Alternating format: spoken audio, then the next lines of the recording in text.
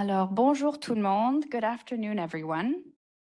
Bonjour, Sego and Boujou. Je m'appelle Céline Heinbecker et je suis directrice de la direction des partenariats pour l'environnement et le climat. J'ai le plaisir de vous accueillir à la deuxième partie de cet événement d'apprentissage sur le financement climatique.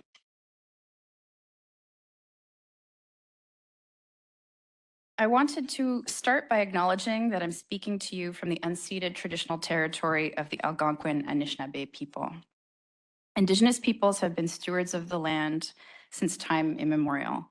Beyond acknowledging the important relationship Indigenous peoples have with the land, we are striving also to take action.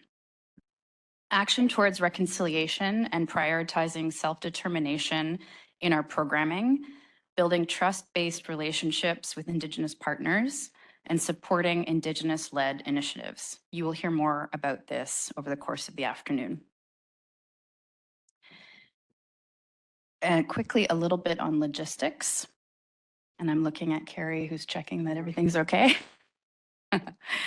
Online participants can press the globe on the bottom left of your screen to select your preferred language, and you have a slider to adjust the volume.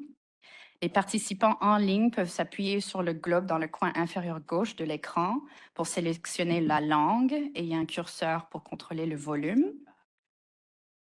For those of you in the room, there are headsets for interpretation, and I believe they're at the front there. Quickly on how the afternoon is going to roll out. First, we're going to hear from our Associate Assistant Deputy Minister, Patricia Pena. Then we will have updates on programming and a health break and an opportunity for colleagues to speak with Partnering for Climate partners and look at some of the materials that they have out on the tables in the Skelton lobby. And then after our health break, we're going to come back and focus on Indigenous programming and how to do that in a good way.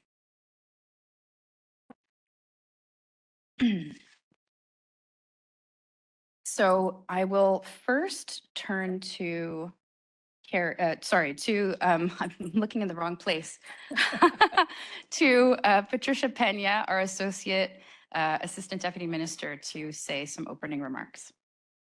Thanks so much, Celine. Bonjour, bon après-midi tout le monde. I was told to sit beside Celine and Carrie, and then I said, no, this is a community of practice. I'm going to sit at another seat around the table, which is very discombobulating. Now I get to look at you while you all speak. But I thought, we're in a very formal setting. The best kind of discussions are ones that have where you can move and cross your legs and get up and move around, and this structure that we're in is not kind of conducive to that. So I think we're going to have to make some extra efforts as part of our dialogues, even though we do have to use a microphone to permit colleagues to join us online in the conversation as well. But really encouraging as much of that kind of fluidity. And if you have an idea and you're holding back, then just dare to kind of raise your hand to talk about things, because that's what this is for. And I feel so privileged to be here this afternoon. I'd like to welcome you all. I have been a big fan of the idea of the community of practice. In the discussions that we've had around our Partnering for Climate initiatives, it's one thing to do a project, it's another thing to create community and to realize that sustainable development depends on not just papers and activities, but actually that emotional part and that shared lived experience that we can have, and a large part of it is learning and listening. So it might sound a bit rich coming from someone who's not listening at the moment and just speaking, but I will keep my remarks short for introducing today's event. Now, first of all, let me say we were supposed to be joined by Elder Mike Mitchell. I was really looking forward to this, and it's part of our commitment to involving important people in our discussions. We were going to do a smudging ceremony, but unfortunately, he's not able to join us, is unwell, and so I hope he will have a speedy recovery, but we will certainly invite him and others to join again in future. So I just wanted to mark that. It's really important that we continue to support these kinds of conversations involving the guidance of First Nations, Inuit, and Métis elders, and making a deliberate point of doing that. Les connaissances autochtones et la gestion autochtone en matière du climat et la biodiversité sont d'une importance primordiale. Depuis sa création, cette communauté de pratique a intégré cette priorité à son travail, l'importance aux voix et au leadership autochtone. Puis aussi, au-delà de ce forum, l'expertise autochtone est sollicitée dans l'ensemble du ministère, notamment lorsque d'une série de discussions politiques organisées en décembre par notre nouveau carrefour ouvert des analyses, on appelle ça en anglais Open Insights Hub, où vraiment on essaie de mettre à l'avant des questions, des voix importantes au sein de la réconciliation. Ce matin, j'ai eu l'occasion de participer à un événement d'apprentissage touchant sur le financement climatique et le secteur énergétique, les énergies propres. Puis, je vois un lien entre le travail qu'on fait sous le terrain puis le travail de ce groupe. Donc, peut-être, je vais me concentrer sur 3 réflexions, disons, importantes. Le partenariat est essentiel. Deuxièmement, il faut construire ensemble un monde meilleur. Puis en fait, ça, c'est le thème de notre semaine de développement international, mais ça implique en tant que priorité la réconciliation. Puis troisièmement, il faut apprendre ensemble. Donc, ça fait le petit cercle du travail. So maybe on my first point, partnership is essential. Well, the SDGs are about the world stepping up and doing this together, as well as, we have the Paris Agreement. We have all these agreements, these compacts, commitments on biodiversity and nature, and they only work when we do these in partnership. And so we've made some commitments around climate and biodiversity. Our work is focused on reducing poverty, but it takes partners such as you that are here today to help make that happen, both in person and those that are joining us on the screen. We've been working together to deliver the Partnering for Climate initiative, and specifically the Indigenous Peoples Partnering for Climate initiatives, as well as our International Biodiversity Program. We have a lot of programs with long names, but they're all part of our climate action. And they're trying to address things that maybe we haven't done in such a deliberate and strategic way in the past. So thank you for your partnership and for continuing to work with us on those. We have this community of practice, but I'm sure several of you are probably involved in other aspects of partnership with the department. So thank you. I hope we don't draw too much on you and your expertise. We're really interested, and we're very conscious that we have a long way to go as well. Number 2 was building a better world together, and that means prioritizing reconciliation. So I think, we can take it as a bit of a given, but it's really important to say that. For us, one of the major value addeds of this community of practice is recognizing that we need to prioritize reconciliation in all of our efforts in partnering for climate. So that's why we're investing in this forum. It is more than the sum of its individual parts, and conversations like today, I hope, will reinforce that. Notably, we can hear from Canadian partners and hearing how they can engage and learn from Indigenous people, but also creating that space for Indigenous people to communicate in their own right about issues, not have others speak on their behalf. And all of this is linked to our commitment and to the UN Declaration on the Rights of Indigenous Peoples. And there was a question this morning about what are we doing with our commitments with the UN DRIP and putting that into practice. So thank you for the question, and just want to emphasize how important it is for us to continue. On this point, let me just say a special thank you to Indigenous representatives who might be here. I didn't have a chance to speak to many people before we all sat down, so I don't know who you are. It's not like we wear little tags. In an intersectional approach, we're lots of different kind of identities that we bring. So if I do get a chance to meet some of you afterwards, I very much look forward to it.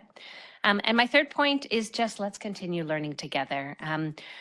We talk a lot about successes, which is great. We need a few of those to bolster our activities, mais aussi il faut parler des enjeux, les difficultés, les fois en fait, on n'a pas les résultats qu'on avait entendus, puis vraiment apprendre, puis pas répéter les mêmes erreurs, je dirais pas, mais les mêmes approches que peut-être ça nous permet pas d'avancer les priorités qu'on vise tous ensemble.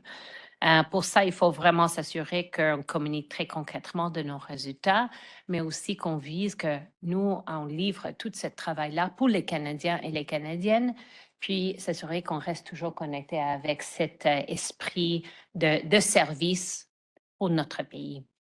So with that, I really want to thank you. Thank you for including me at the beginning of today's discussion.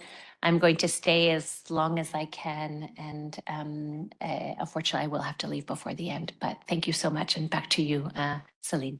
Thank you so much, Patricia. And I'm going to hand the mic straight over to Carrie Max, who I think everybody knows very well. Merci Céline, merci Patricia et merci à vous tous et toutes. C'est vraiment un honneur d'être ici pour la troisième fois et j'ai hâte de le faire encore l'année prochaine et peut-être même dans 2 ans. L'idée de cette partie de l'événement, c'est vraiment de faire une mise à jour sur où on est avec la programmation. Alors, je vais commencer avec un petit rappel de l'écosystème de partenariat pour le climat. No, encore une, s'il vous plaît. So we wanted to try to put together the overview of where Partnering for Climate and the community of practice and the adjacent programs to support the community of practice and Partnering for Climate all fit in. You'll see in the middle, something you know very well, the Partnering for Climate initiative, just over $300 million. But as you'll recall, that also came with an explicit commitment to support Indigenous peoples through the Indigenous Peoples Partnering for Climate initiative. And then part of the engagement was not just the money, but it was also the outreach, the conversation. So that's where the community of practice fits in. And then the community of practice is supported through a dedicated website run by IISD, the Nature for Climate Adaptation Initiative. And I'll give you an update on what you can find there. And then also through NABSA, through the IUCN team that is responsible for the global standard and a really interesting experiment between the Government of Canada and IUCN to bring them on to support us in dealing with the day-to-day challenges of programming in this space, but to learn from us to help adjust and accommodate the global standards to the realities of that programming. Next, please, Flo. Alors, on est tous familiers avec ça, mais seulement pour rappeler des enjeux principaux de partenariat pour le climat. Un des éléments que je trouve incroyable, c'est les 18 organisations de la société civile canadienne sont en partenariat avec presque 80 partenaires africains, ainsi que les autres organisations canadiennes et internationales. Et c'est un ensemble de connaissances et d'engagement qui est incroyable. Vous savez qu'on est dans tous les secteurs principaux, l'agriculture, les secteurs marins, côtiers. On est dans les montagnes et on est sur les côtés, dans les zones urbaines. Alors, on va avoir une histoire très intéressante à partager. On en a déjà. Et finalement, on a réussi vraiment à assurer qu'il y avait une intégration de l'égalité de genre parmi le portfolio. Next, Flo. Again, you may be familiar with this, but you're probably more familiar with where you're at in your programs. And of course, we have online and in the room other people who are partners with the Partnering for Climate community and are members of the broader community of practice. So within the context of the Partnering for Climate portfolio, finally, all the projects are operational. They're all underway and making considerable progress. We continue to, as any development projects do, run into day-to-day challenges, but we're quite happy with how advanced we are. There have been some major gains in terms of capacity building, increasing in awareness and understanding and implementation capacity of nature-based solutions. There are on the ground already significant investments in regenerative ag, in seaweed farming, in mangroves. We've got rehabilitated watersheds and landscapes. I was just getting caught up on Suncasa in Johannesburg. I was there a year ago, and they were just at the process of removing the invasive species along a key water line in downtown Johannesburg. Those have now been removed. They're going to be native species there. That has profound impacts on the ability of that ecosystem to provide the services that it's intended to provide. And there have been some major advances on the gender equality side. We don't have the video to show you of a gender-based violence rap, but we'll try to share that later. It was wonderful to see in person, and we've got it online. I met men in Zimbabwe and South Africa who were learning how to cook and seeing that as an important contribution to the household. And again, all of these activities are happening in a context where our partners and their local partners understand the limits of pursuing this agenda and are going at the speed that is appropriate to prevent backlash and to generate buy-in. But in many cases, the Partnering for Climate executing agencies are working with most cases, well-established on-ground partners that have already gone a long way to establishing the credibility that allow them to tackle this very, very difficult part of changing social norms. And thanks to Patricia, who when we suggested the cost extension said, sounds like a no-brainer to me. We are underway for the vast majority of projects. I think there are a few holdouts still that are even in progress to have cost extensions. And I think that's going to make a huge difference given that our runway was very short. And now we're going from sort of 2 to 3 to 3 to 4. And I think that will be something that we really look forward to seeing outputs of next year. Prochaine, Flo. Et on en a déjà discuté, la communauté de pratique. Seulement depuis ce moment, il y a 1 an, pour vous rappeler, on a eu des événements aux 2 conventions des parties sur le changement climatique, sur la biodiversité. On a eu un événement à Aga Khan Foundation Canada sur les mangroves qui était très, très intéressant. On a eu, je pense que c'est 8 différents dialogues de NABSA où l'équipe de UCN, et je pense qu'Ali va le couvrir, sont entrés en détail pour partager les informations à date des leçons apprises dans le partenariat pour le climat. On a engagé avec le conseil de direction et on va en avoir une réunion demain pour continuer à faire progresser la communauté de pratique. Et dans les prochains 12 mois, on a une autre session de dialogue de NABSA. On va avoir dans la structure de NABSA un groupe de travail qui va focuser sur plusieurs éléments des landscapes rurales, paysages rural et là-dedans, ils vont explorer des crédits de carbone, des crédits de biodiversité, des autres sources de financement pour prendre avantage des activités qui ont un lien économique dans les projets de partenariat pour le climat. Et on espère de vous inviter, ce n'est pas garanti, à un événement qui va avoir lieu, ça c'est garanti, au Sénégal en juillet sur les mangroves. Ça va être un événement d'1 semaine auquel les organisations du partenariat pour le climat sont invitées à assister. Et dépendant des enjeux budgétaires, nous, on va essayer d'être là aussi. Prochaine, Flo. Okay, just a very quick run through. You're already very familiar, I think, with the Nature for Climate Adaptation Initiative. Just to remind you what's available on the website. And to remind you, it's there because we thought, in addition to what you're doing, we needed a platform to share amongst ourselves and to share more broadly across the world on the best practices. And this really is a marriage made in heaven between IUCN and FIBA, Friends of Ecosystem-Based Approaches. Germany and others have come together for the EBA course. And the objectives were, of course, aligned with the Partnering for Climate and the broader climate finance objectives. Prochaine, s'il vous plaît. Alors, il y a des produits de connaissances, plusieurs, et on va ajouter, après cette session aujourd'hui, un autre sur les connaissances autochtones. Prochaine.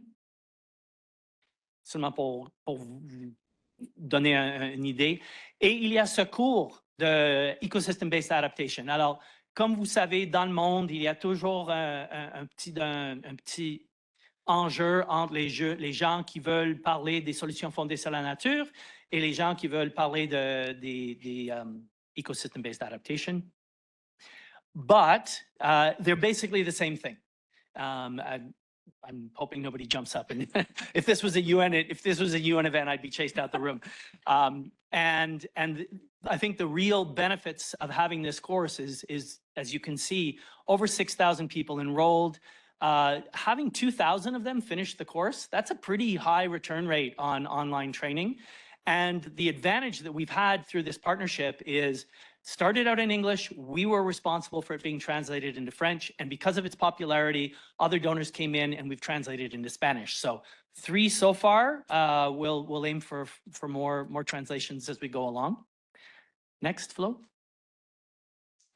This is just un exemple de l'événement qu'on a eu en octobre au UNFCCC, la Convention des parties pour le changement climatique, dans lequel on a eu plusieurs acteurs, quelques-uns virtuels, j'étais pas là, qui ont partagé leurs connaissances. Et on termine avec, si vous voulez se rejoindre, si vous n'avez pas déjà, si vous n'êtes pas déjà membre, you can take a picture of the code on there, but IISD has also set up a table outside. So during the marketplace time, you'll have a chance to peruse its offers and sign up as well. And I think I'm turning over to Ali. Yes, you are. So Ali, over to you. Good. Amy, if you can introduce yourself. Okay. Hello, everyone. Thank you, Carrie and Celine. I'm Ali Raza Rizvi. I'm Global Head for Climate Change and Energy Transition at IUCN. So this journey, which got started with P4C, was really good because for a long time, we were thinking of how to have this interactive, jointly working together with donors and recipients and international organizations, Indigenous people, gender inclusive, all this. So when Canada came up with this, climate funding, which is, feminist-led, with gender integrated and biodiversity infused climate adaptation. So that was sort of, okay, wow, this is the first time something like that happening. And it was not just that, funding has been dispersed. This community of practice coming together, learning from each other, that's the key. Because all these could remain just jargons and, things, okay, we will do that. The how of this is very, very critical. We know CBD Secretariat and other working on it, but the indicators and all the work has been promised to be completed by 2030. Then the global goal on adaptation, which is working how to measure impact on adaptation, that will come into being all that in around, we don't know yet. It's the discussions are going on for the last 3-4 years. So when NAPSA, we discussed with colleagues here at P4C and GAC, so that was, okay, let's attempt it together with all of you who are partnering here with the donors, and then also bringing in, which Carrie suggested that, FIBA and other, where some of other community of practice already being together, and FIBA has almost all donors, all UN agencies, and almost 130 organizations who are working in adaptation, including CBD, UNFCCC, and UNCCD. So all those coming together, and we are here, trying to implement it, not going around just policy discourses, but how to unpack all this. So this NAPSA attempt is together with you learning, they are trying to implement and be a standard which is the first of its kind, because NBS, there was so much, it can be abused, greenwashing and other thing. So we need to have some standard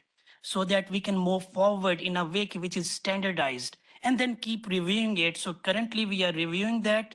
So main objective, if you could see that, that's the thing, we are having impactful investment.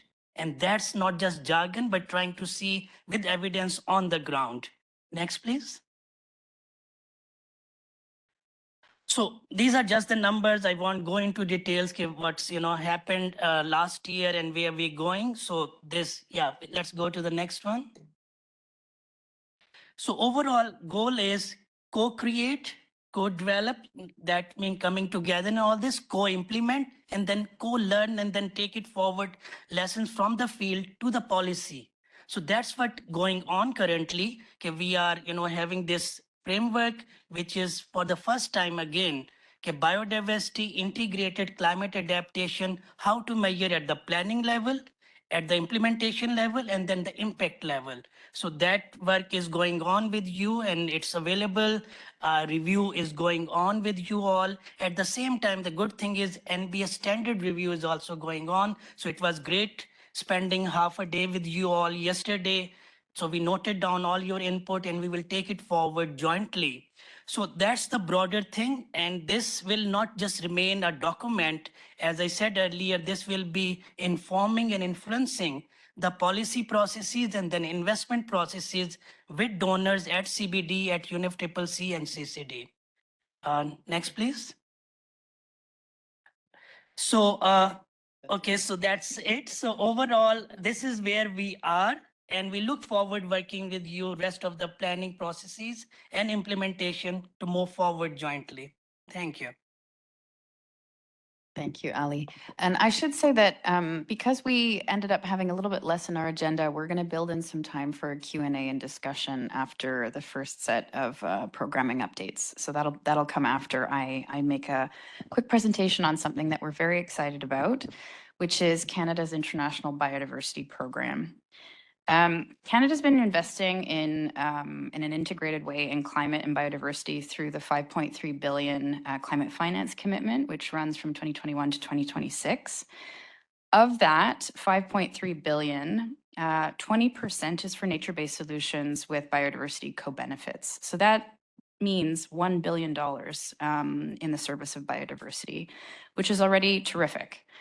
In addition to that, at COP15, in Montreal, Canada made an announcement of $350 million in new and additional funding to focus on biodiversity. And this is in support of the implementation of the Kunming-Montreal Global Biodiversity Framework, which sets the target to halt and reverse biodiversity loss by 2030, protect 30% of lands and waters by 2030, and address all 5 direct drivers of global biodiversity loss.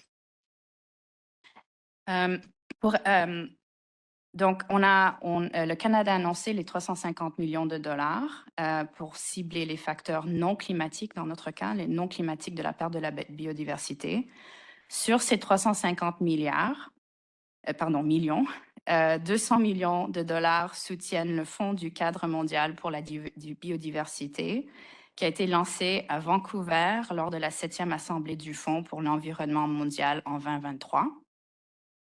Et 150 millions de dollars qui sont destinés au tout premier programme international de la biodiversité du Canada, qui comprend un volet partenariat pour la nature et un fonds pour les nouvelles priorités. The Global Biodiversity Framework Fund is managed by the Global Environment Facility. And I don't need to say this, but the Global Environment Facility is a family of funds dedicated to confronting biodiversity loss, climate change, pollution, and strains on land and ocean health. Its grants, blended financing, and policy support help developing countries address their biggest environmental priorities and adhere to international environmental conventions. Le fonds s'aligne sur les priorités canadiennes, notamment la mobilisation de fonds de toutes les sources pour combler le déficit de financement pour la biodiversité dans les pays en développement, la promotion de l'égalité des genres et le soutien au leadership autochtone. Le Canada est très fier. On a été le premier bailleur de fonds pour ce fonds mondial et on est toujours le bailleur de fonds le plus important. Et nous sommes ravis que plusieurs autres bailleurs se sont joints à nous. And you've got the other donors listed on your slide there. Nous sommes également ravis que le Fonds pour l'environnement mondial soit très motivé pour rendre ces processus de plus en plus efficaces afin que l'argent soit distribué rapidement.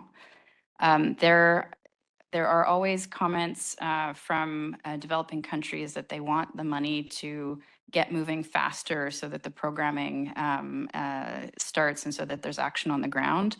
And the Global Environment Facility is very motivated to make sure that that's the case with the GBFF. So I will then move to the Partnering for Nature slide. So this is one of the two components of our International Biodiversity Program. This is a list of projects to date. It's almost a complete list. And the projects had as their principal objective the improved health of biodiversity and key ecosystems, so BD2 coding for those of you who follow the coding that we use. On gender equality, 100% of projects had to at least partially integrate gender equality, so GE1, and at least 15% of the funding was for projects that target gender equality, so GE3. And we have surpassed that target. It's actually 38%. The projects had to align with at least one of the following goals: reducing threats to and enhancing biodiversity, meeting people's needs through sustainable use and benefit sharing, and providing tools and solutions for implementation and mainstreaming. So that's a quick snapshot, and we're hoping that in future we'll be able to dig in a little bit more and tell you about results that these projects are having, but we're still in relatively early days, so that will be something that we'll do in the future. And I'll go to the next slide. So we have an emerging priorities fund, and the idea there really is to have a little bit of flexibility to react to things that might have a link to biodiversity and give us the ability to provide some support to those initiatives. Donc on a 3 projets qui sont listés sur l'écran. One, we have a few people who are involved in the first initiative, which is Podong with the International Union for the Conservation of Nature. This is a project that we're really excited about. I mean, we're excited about all of our projects. We love all of you equally. But in terms of reconciliation, what I find really neat about this one is we've been doing a lot of work, which you'll hear about after the coffee break, a lot to work on reconciliation in the context of what we're doing by partnering with Indigenous organizations in Canada to link them and support partnership with Indigenous organizations abroad.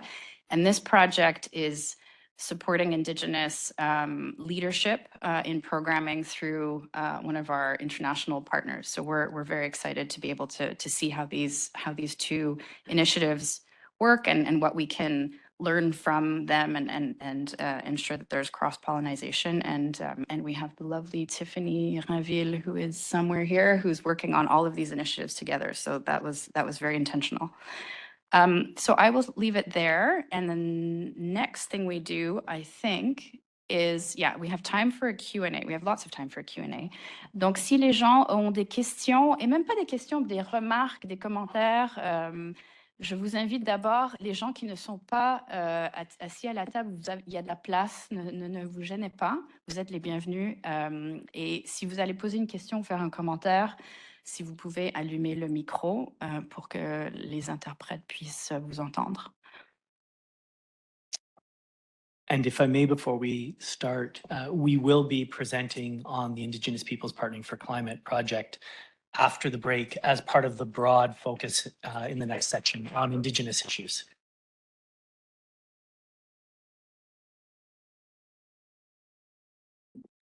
Et je suis le chat s'il y a des gens sur WebEx qui veulent partager leurs perspectives ou faire des commentaires. Et ça ne doit pas être une question, ça peut être un partage de perspectives aussi. This can also be sharing perspectives if you wish. And if not, that's okay also. So what did you want to? No, okay. People, yeah, people are digesting. Hello. okay. Hello. Oh, yes. Yes, hi, it's Mary McDonald from WWF Canada. Sorry, I put my hand up. Probably it wasn't seen. Just a Oh, quick. thanks. That's Go okay. ahead. Thanks for all that. Wow, it's exciting stuff.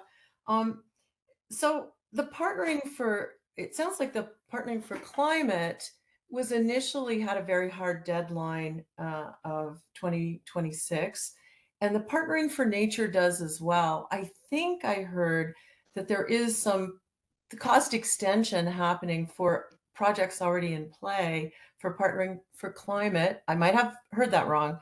And I was wondering if that is also going to be the case for the funds under partnering for nature. Over. Yeah, that's a very good question. And it was no cost extension that Carrie mentioned for partnering for climate. And unfortunately, we're not going to be in a position to do that approach for the International Biodiversity Program. Right. Excuse me. Yeah, we have been hearing that, but I thought, oh, maybe there's something changed. But okay, understood. Thank you. Thanks.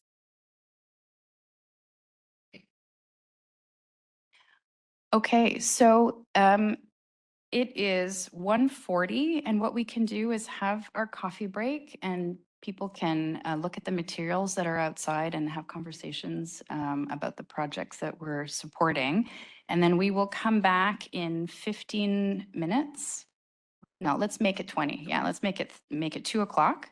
And then we will spend the rest of the afternoon focusing on Indigenous programming and Indigenous approaches. Thank you very much. We'll be back in 20 minutes. Welcome back. I hope you had a good break. I heard that there were some great discussions going on outside the room. I'm very happy to hear that. So as promised, the afternoon portion of our event is going to focus on Indigenous programming and Indigenous approaches. And what we'll do is that we'll talk about particular programming initially, some work that we're really proud of that my colleague Tiffany will describe. And, and then we will move into a conversation about best practices in working with Indigenous knowledge holders and based on an event that was held in the fall. And I'll get into that detail after Tiffany's presentation. Donc, pour commencer, j'invite Tiffany Rainville à parler d'un projet, d'une initiative gérée par notre équipe. Super. Bon après-midi tout le monde. Moi, c'est Tiffany Rainville. Je travaille avec Carrie et Céline et au sein du ministère depuis 2018. Prochaine diapo, s'il te plaît. C'est un énorme plaisir de parler de partenariat des peuples autochtones pour le climat parce que c'est une initiative qui a une place très spéciale dans mon cœur. J'y travaille depuis le début. Alors, l'histoire commence en 2019, quand KFM, avec beaucoup d'intention, commence à regarder comment augmenter la participation des organisations autochtones dans l'assistance internationale. And we turn to you. We turn to dozens and dozens of your organizations who had experience with Indigenous peoples at home and abroad and engaged with Indigenous organizations, other government departments, and within global affairs. And we were asking the question, how do you do programming with Indigenous peoples in a good way? And we learned many, many lessons. We started to change many things in our processes and systems to do it better. And then an opportunity came up in 2020 as part of our international climate finance commitment to set aside 15 million for a targeted envelope that was by and for Indigenous peoples and done in a different way. It was supported and reflected in our action plan on reconciliation and sort of supported all the way up in ministerial mandate letters and in Canada's commitments to truth and reconciliation. Prochaine diapo.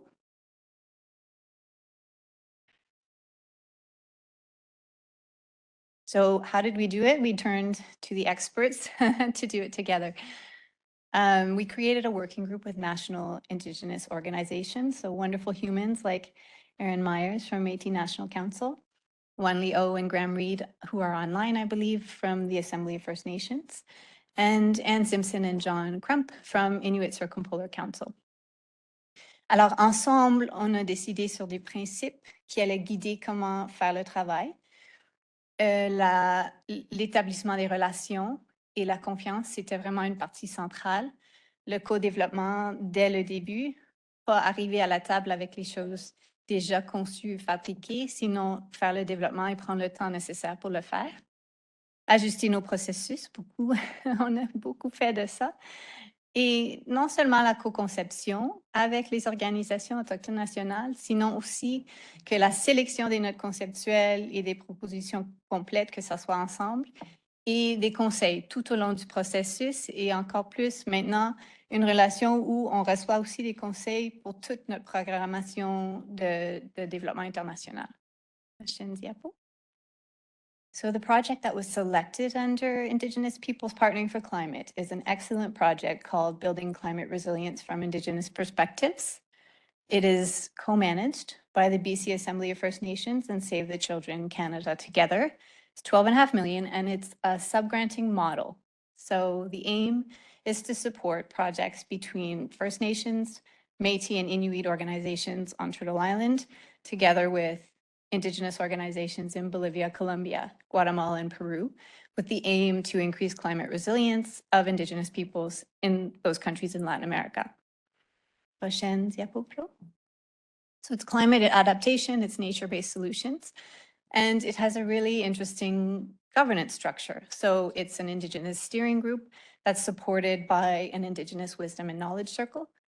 And we're really excited to learn alongside the project to see what kind of lessons there are there that we can extend to other programming that we do. So there's 3 streams to it.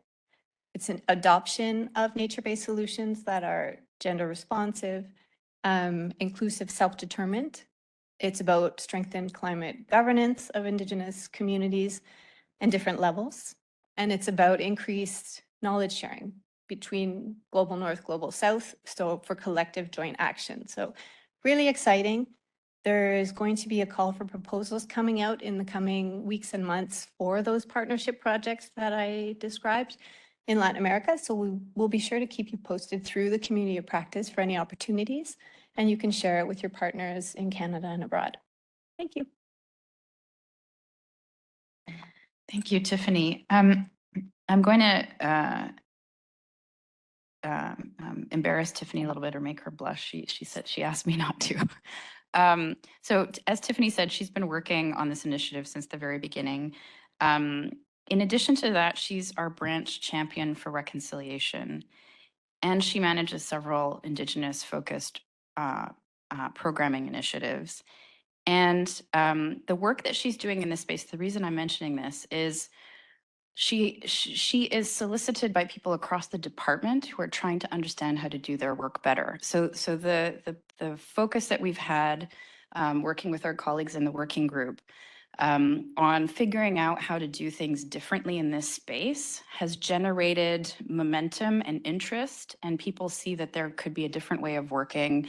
They want to understand how they might contribute to reconciliation, how they need to be thinking differently or planning differently for what they want to do. So this initiative has had all kinds of ripple effects already in our department, and so that is really important to us. And the efforts that Tiffany mentioned in terms of adjusting our processes and all that. I mean, Aaron and other colleagues who might be online can attest. It's painstaking and it's long and it takes a lot of effort, but we're keeping at it. And so quite a few things have shifted thanks to this particular initiative.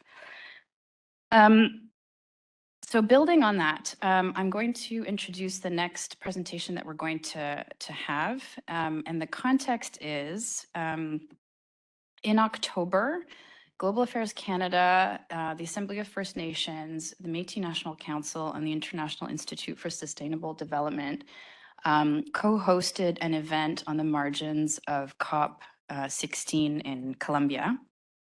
And it was a workshop that we called Working with Knowledge Holders to Advance Inclusive and Equitable Nature and Climate Initiatives.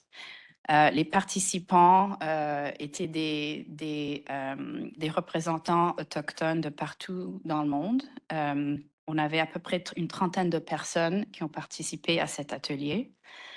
And it was a wonderful opportunity to hear perspectives, to hear similarities and differences, and share perspectives with this group of people in Colombia.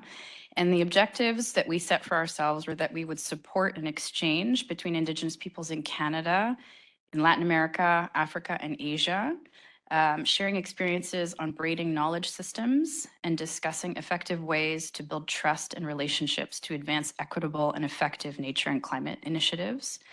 And from our perspective, we wanted to advance the department's reconciliation efforts by learning from experiences of Indigenous peoples and best practices identified by Indigenous peoples. So that's the frame. We wanted to keep learning about how best to work with Indigenous knowledge holders, how best to create relationships and trust with Indigenous partners. And so it was a wonderful opportunity to be working on the margins of the COP in Cali because there were so many people there. And so we wanted to take advantage of that opportunity and work with our colleagues to bring a group of people together for that. And so I will hand it over to Veronica from IISD to walk us through some of the things that were mentioned in that workshop. And we have Erin Myers from Métis National Council, who was there as well, to share her thoughts. And I think, but I'm not sure, we might have. Cooney Albert from the AFN who And, might be able to. okay, and we might have a colleague from the Assembly of First Nations online who would be able to contribute as well. So if I can turn the mic over to Veronica and then Erin to share thoughts, and then we can go to the go online. Is that all right? Okay. Okay, hello everyone. Pleased to be here today. And I'd just like to acknowledge the land where I work and live, which is the traditional and unceded territory of the Musqueam, Tsleil-Waututh, and Squamish nations. So hello everyone, and as Celine has just put up a picture here of the actual workshop participants in Cali, and I'll just pick up from that discussion and provide a bit of an overview and a framing from our perspective on what it's been like to be involved in this process. Carrie had mentioned earlier today about NCAI and the community of practice and these different knowledge products that we're developing, and we have been exchanging with our valuable steering committee members, with Assembly First Nations, with Erin from Métis National Council and others about how we can build on past discussions, including here at IDW, on ensuring that we put Indigenous leadership at the forefront of these nature and climate initiatives. So whether you call it nature-based solutions or ecosystem-based adaptation or nature and climate initiatives, it's very important to have that Indigenous leadership and to also engage with knowledge holders in a respectful way. We as NGOs and CSOs know in principle that that's the right thing to do, but not necessarily on how to do it. And we didn't want to come out with a checklist of things to consider because it's very different according to different contexts and places that you're working in. But we wanted to do was to put at the forefront what knowledge holders value and understand their different worldviews, which are so tied to this knowledge. And so Erin has reminded us that, of course, Indigenous knowledge is the knowledge of Indigenous peoples. They are to decide whether to, lend it, to give it, and how to use it. And these are all very important considerations when engaging with knowledge holders. So I will just provide a few highlights from the actual workshop, and then, of course, we'll hear the perspectives from the people that were there in the room. So if we could go to the next slide. Right. So ahead of the workshop, we co-developed a compendium of principles as a starting point for a discussion. And it's called Approaching Indigenous Engagement in a Good Way. And here, this is not an exhaustive list, but these are some recurrent themes from looking at several key outputs, including authored by Métis National Council, their co-development principles, as well as as outputs from the Assembly of First Nations and others. And so the key points that were recurrent were, of course, to respect Indigenous rights and the UN Declaration of the Rights of Indigenous Peoples. And that includes ensuring free, prior, and informed consent, following the principle of nothing about us without us, and understanding that Indigenous peoples should guide knowledge sovereignty and data use, and that includes ownership, control, access, possession of Indigenous knowledge, and transmission. And some examples include the First Nations principles of OCAP. Ensuring that there's appropriate representation of Indigenous peoples in decision-making and knowledge-sharing spaces, and knowing and understanding the history of Indigenous peoples and their territories and lands to understand the values and principles and worldviews that are really underpinning their traditional knowledge.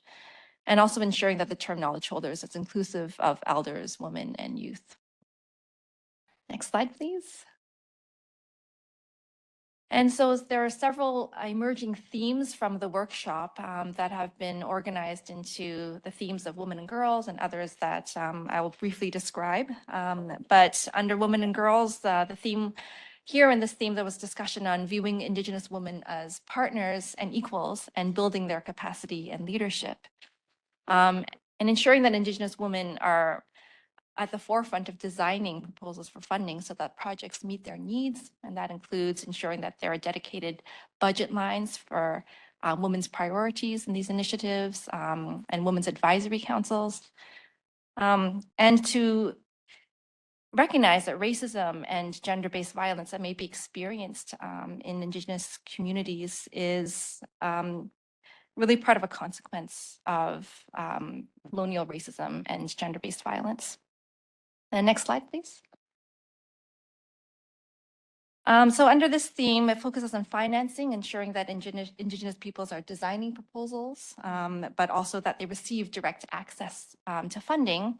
And that includes, ensuring that funding doesn't go through intermediaries where there can be a lot absorbed through administrative and overhead costs. Ensuring that there's capacity building support to Indigenous organizations, which supports youth and intergenerational transfer of Indigenous science, and ensures that youth are kept in communities to pass on their knowledge. And the notion that donors should engage directly with Indigenous peoples to strengthen relationships with them and help advance their priorities. That funding should consider ecosystems and landscapes as a whole, so that you're not just protecting forests, but the watersheds that are connected to those forests related to the Cree concept of all my relations. Next slide, please.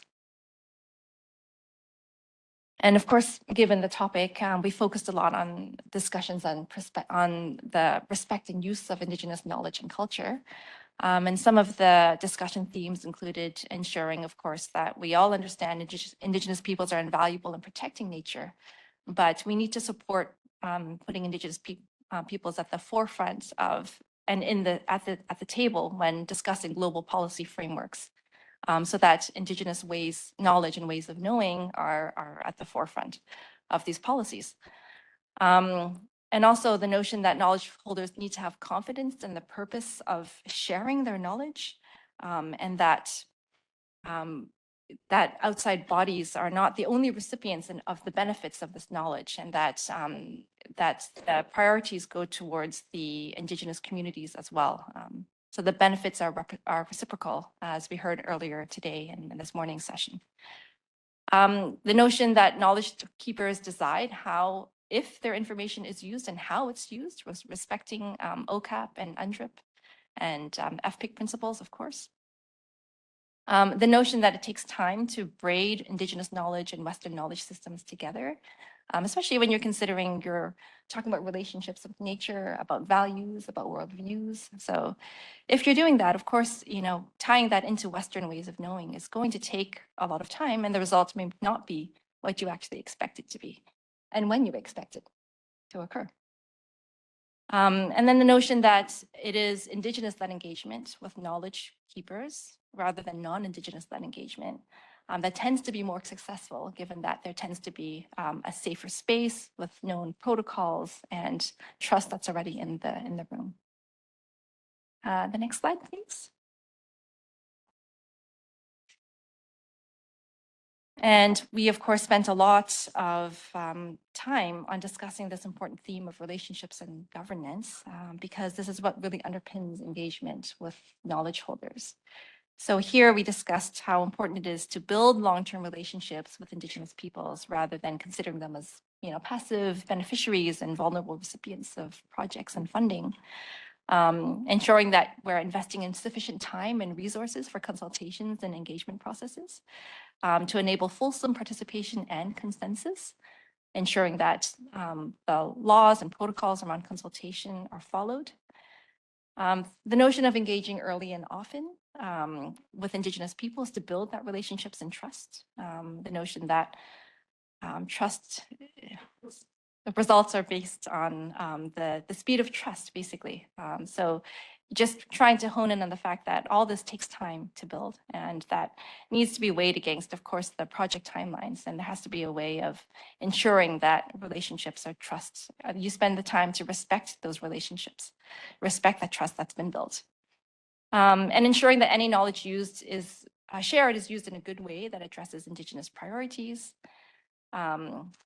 Using mechanisms, strengthening mechanisms for government-to-government dialogue and respecting Indigenous rights.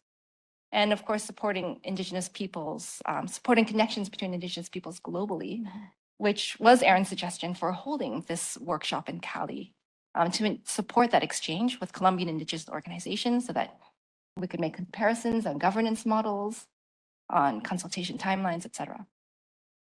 So I think I'll leave it at that. But thank you for listening. And that was just my brief takeaway as a privileged person in the room at that time. But of course, we'd like to hear from the others as well. So thank you very much. Thank you so much for that. Erin, do you want to go next? Sure. Thanks so much, Veronica. And I think you did an excellent overview of that workshop and the intention of the workshop. So for those of you that don't know me, I'm the Director of Environment, Climate Change, Emergency Management for the Métis National Council. I've been with the MNC for close to 6 years now, and it's been a real honor and privilege for me to be an ally, advocating and supporting the nation. I'm a non-Indigenous woman in this space, and I recognize the space that I take even today, being at this table. I've spent over 20 years of my career supporting and advocating and fighting with First Nations, Inuit, and the Métis Nation to advance their voices in climate leadership, climate action, and as well in the biodiversity space. I want to go back to what Celine was talking about, because I think it's really important to recognize the leadership that Celine, Carrie, and Tiffany have really taken as a team. Like I said, I've been spending close to 20 years in this space, and trying to change systems that are deeply rooted in colonial processes and processes of exclusion, processes of repression, take time and dedication and strength. And so I really encourage people to learn from others within the system, such as Celine, Carrie, and Tiffany, because it's really difficult. It's really difficult and time consuming and emotionally draining to fight systems that are deeply rooted. And global affairs is one of those systems that I think is the most difficult to work with. We have such a great relationship with this team, but the Métis National Council is really struggling with other departments and other areas within global affairs because the system is hard to change. And so I think that, and it's not just global affairs, it's multiple federal departments that are used to working in ways that have typically excluded Indigenous peoples from being at the table. So with that, thank you. And I'm just really honored to be able to have worked with you and colleagues Graham and Anne at the ICC and AFN.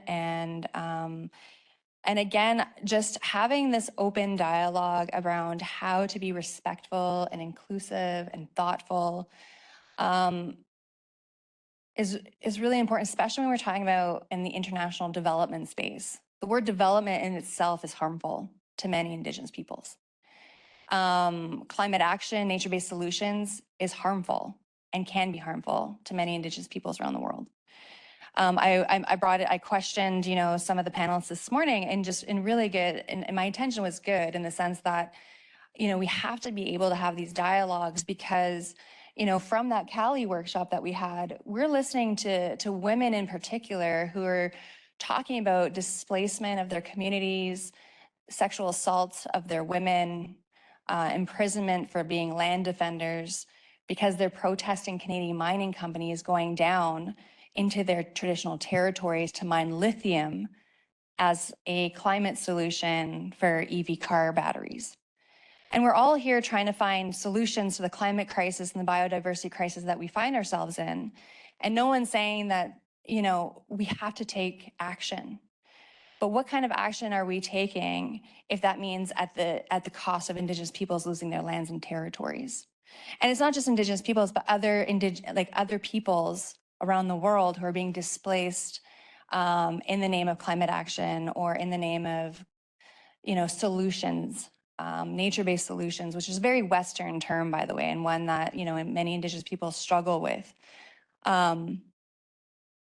So I think, a lot of the conversation that we were having is like, how did we get here?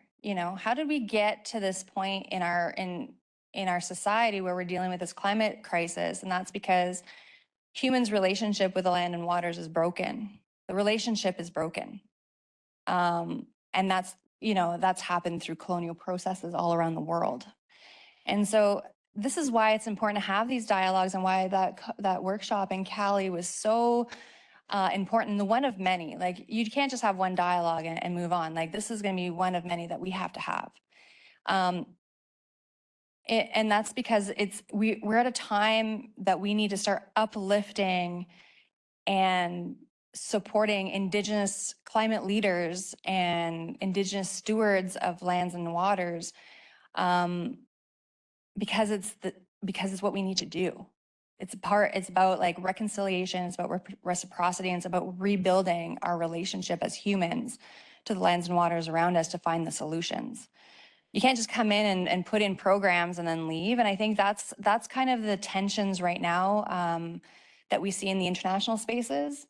A lot of policies, a lot of, Article 6, I follow a lot of the international negotiations as well. And there's these tensions of like trying to find solutions quickly to deal with this climate crisis we find ourselves in, and the biodiversity crisis we find ourselves in. And then that tension with like working with people and community in a respectful way that takes time, right? A lot of us, especially in this space, are getting funding that's like a 2-year funding envelope. But how do you work with communities who don't have trust in anything Canadian because Canadian mining companies or extraction companies are going down and raping the land and territory and displacing people? How do you go down and build relationships with people in a 1-year time frame? So it's this hard debate between like, we have the funding to do this good work, but it's not just time, but we had to build relationships and we had to build trust. And it's like this fight between doing things quickly and doing them right and doing things respectfully that we find ourselves in this bit of a tension.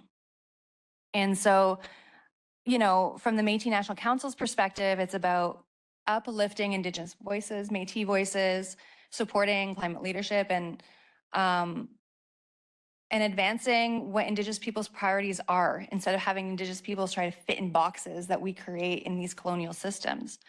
And I think that's the biggest takeaway, is just listening and learning from people's experiences on the ground and finding the partnership and the time.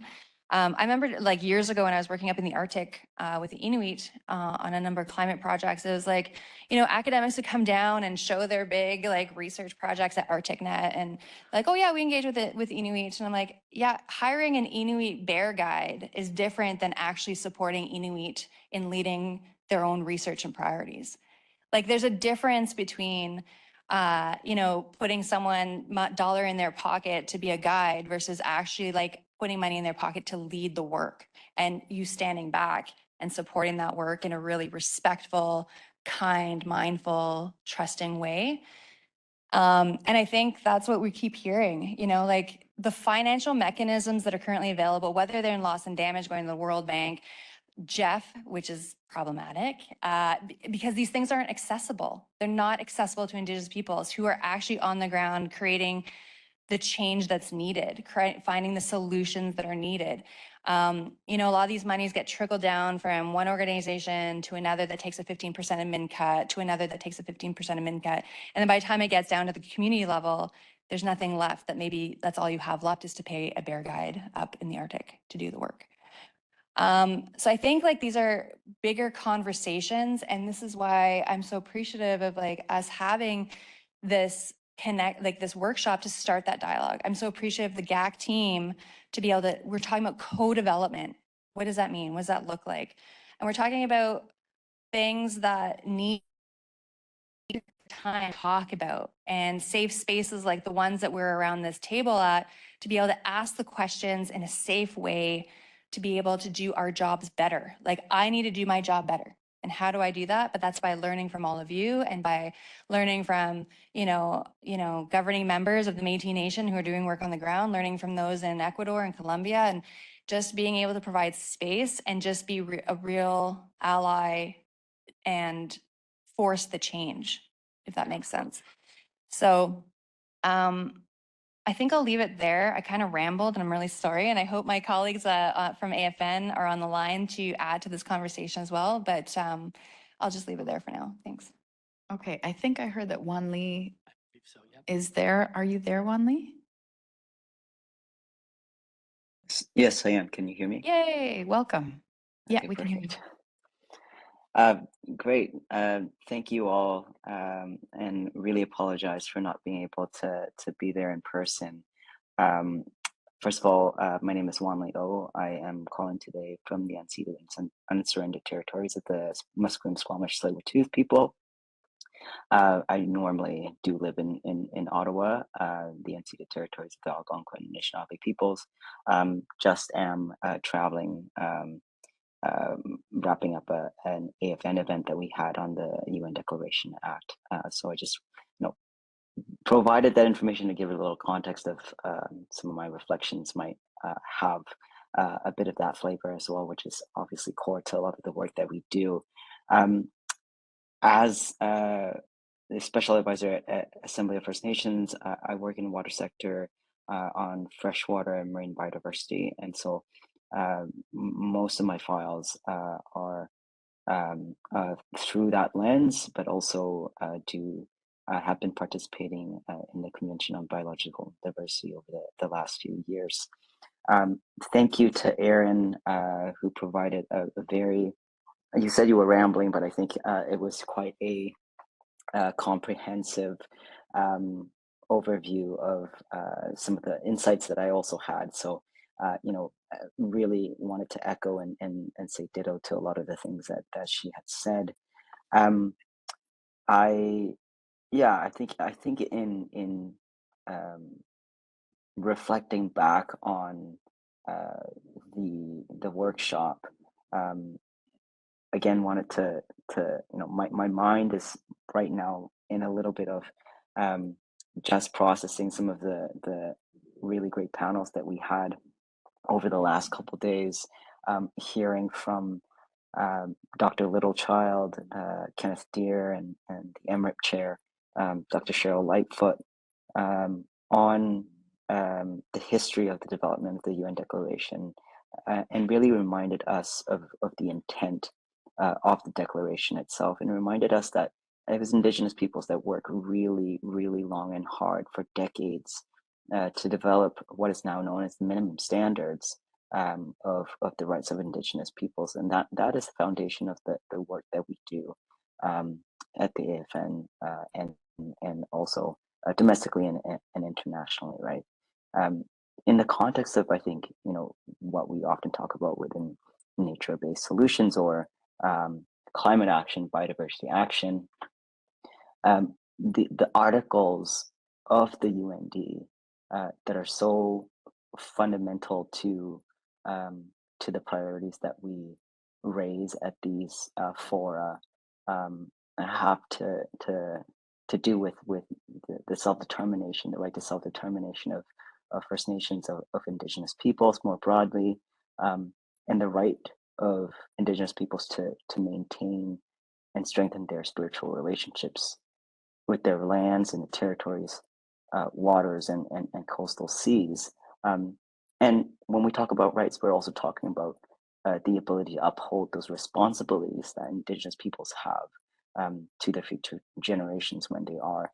When we're talking about stewarding and conserving these lands and waters.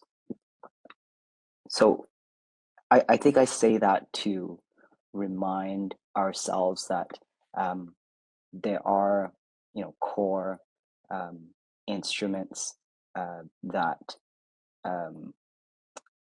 with which we view how Indigenous peoples or how First Nations engage on conservation and biodiversity or climate action, and the need for member states or Canada to really uplift First Nations and Indigenous peoples by extension to do this work.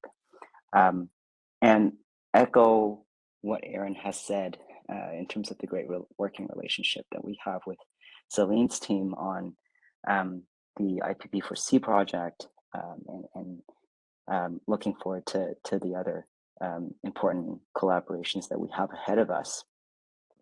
I think maybe circling back to some of the takeaways that I had from the TK workshop, the traditional knowledge workshop. A lot of it, obviously, I think the UND and how it is implemented domestically, as well as the experiences that we hear from folks abroad, it really did make me reflect on the similarities of the experiences of Indigenous peoples, not just from the implications of industrial development on their lands and waters, but also very similar impacts that we see First Nations experience currently today, even from the impacts of and what we will see as more interest in mining for getting to a 2050 target. So I guess all that to say, at the AFM we have been pushing for First Nations leadership in conservation and climate action, and the importance of not offering false solutions, which we do see as troubling in some of these arena. So yeah, I think one of the things that did strike me as important was the impacts of colonization that we see are shared experiences for Indigenous peoples all over the globe, and that were shared quite clearly during that workshop. But really also the importance of respecting, preserving, and maintaining traditional knowledge, not for in the sense that it is in line with upholding the rights of Indigenous peoples, but also in the context of the situation that we are today with the twin crises of biodiversity decline and climate change. So what are the ways in which we can breathe life into the UN Declaration and provide that support to Indigenous peoples to work with each other, because we see how key it is and how critical it is for Indigenous peoples to work together, and what can be achieved as a result of working together, such as the decades of work that were put together to achieve the UN Declaration. Is such an important tool that we see today. So I think I will just leave it at that. I think a lot of the points that I was going to raise, Aaron had really articulated them well. So yeah, thank you for that. Thank you, Wenli. I'm going to quickly react to the comments we've just heard, and then invite people to share any thoughts or questions that they might have as well. first of all, thank you for saying your kind words about the work of my team. And just thinking about what Wan Lee just said, I mean, we're doing hard work in our own organization, but that builds on the hard work done by Indigenous organizations before. You know, I was just thinking of the work of Murray Sinclair. If he and the hundreds of people involved in that process, thousands of people involved in that process, if that hadn't happened, would we be having this conversation at all, or in the same way? I don't know. So we're building very much on amazing work that was done before we came along with this initiative. So just to the point that it's, you know, years and decades and people sort of passing the baton to each other to make change. So thank you for that. And I don't know if anybody wants to share any thoughts or if there's anyone else online or any questions online. Just if I can remind people online, if you'd like to ask a question, please raise your hand or indicate in the chat that you'd like to speak. Si vous voulez poser une question, veuillez indiquer dans le chat ou levez votre main pour la gang online, en ligne.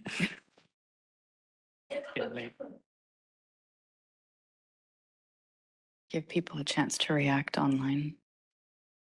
Oh, I think I see possibly a question. No? Okay.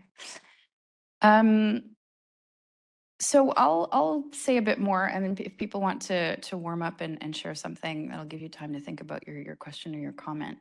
Dans le contexte de notre initiative, juste pour illustrer un peu, c'est quoi dans notre contexte de travailler différemment et prendre le temps de travailler différemment. On a fait un appel à proposition pour trouver le projet que Tiffany a décrit avant. Et normalement, quand on fait un appel à proposition très traditionnel à Affaires mondiales Canada, c'est un processus interne. On développe, on a un enveloppe, on développe l'idée qu'on veut, on publie l'appel, on voit la réaction. Et ensuite, on regarde les propositions qui sont soumises et bon, il y a un processus pour voir quel projet sélectionner. Et on aurait pu faire ça. Ça aurait peut-être pris moins de temps, mais on a décidé que c'était impossible de travailler comme ça parce qu'on n'a pas l'expertise nous-mêmes. Et ce serait contre les principes de co-développement, de travailler différemment. Et donc, on a établi le groupe de travail avec nos collègues des organisations nationales autochtones.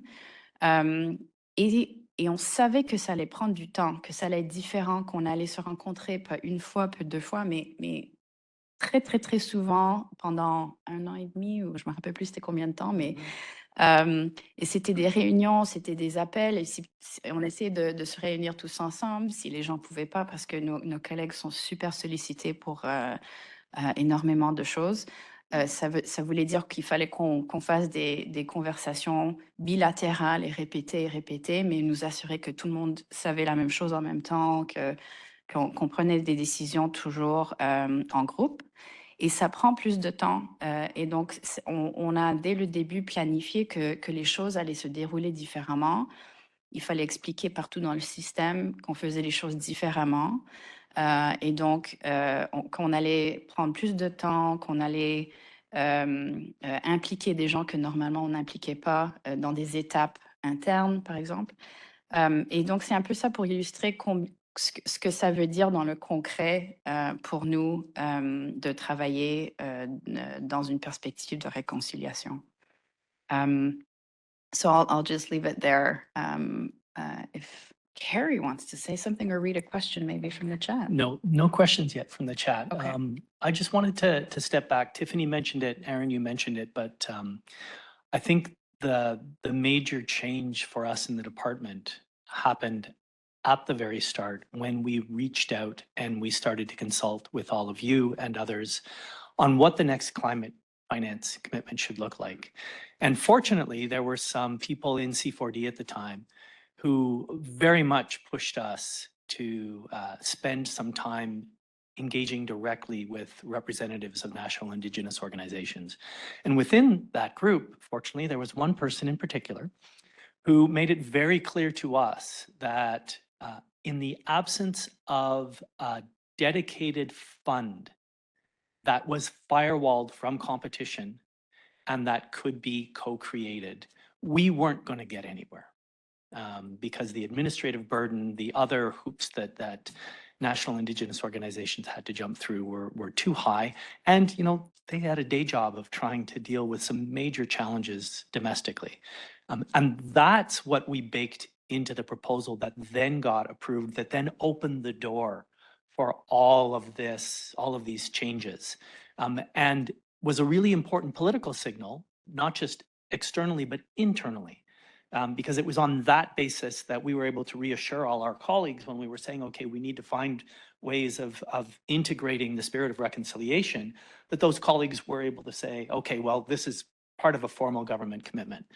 I'm mentioning that because that's not just a key lesson learned for the Government of Canada, but as all of these projects have rolled out on the ground, I think where the real gains have been made have been in the circumstances where there's been a deliberate effort to engage with Indigenous peoples, or however they identify on the ground, and have those conversations and then adapt. And that message, by the way, has been conveyed by a number of us to the IUCN, who are in the process of taking a look at their global standard.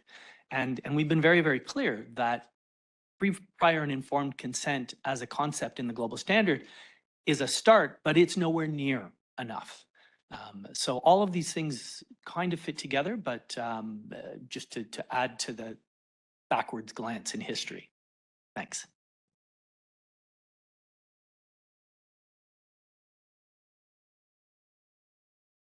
Okay. We have until 4 o'clock in this space. So what we can do is we can wrap up around now and give people time to chat and keep looking at the project materials outside. And I don't know if the coffee is still there, but if it is, you're welcome to have it. So we can do that. So to close, I want to thank my team and the people we borrowed from other teams who worked very hard to put this afternoon together. I'm looking at my team here, and I have some colleagues at the back and probably others that I'm missing. People online also who worked on organizing this. So thank you very much to everyone for that. Thank you to you all for coming. Year after year, we have a great turnout on our Climate and Nature Day at International Development Week, and we really appreciate your engagement. We are, really dedicated to the Partnering for Climate portfolio, to the community of practice, to Indigenous peoples partnering for climate. I'm excited that next year that we'll be able to say a bit more about the International Biodiversity Program projects. It really means a lot to us that we have this space. Like we said, you've heard in various speakers say it over the course of the afternoon, we really wanted our projects to be more than the sum of their parts. We wanted to have this kind of exchange, and we think it's really valuable to be investing in this. Donc, merci à tout le monde, merci aux interprètes, merci aux gens techniques qui appuient cet événement. And I invite you to have more of whatever treats are left outside, and we'll see you next year. Thank you.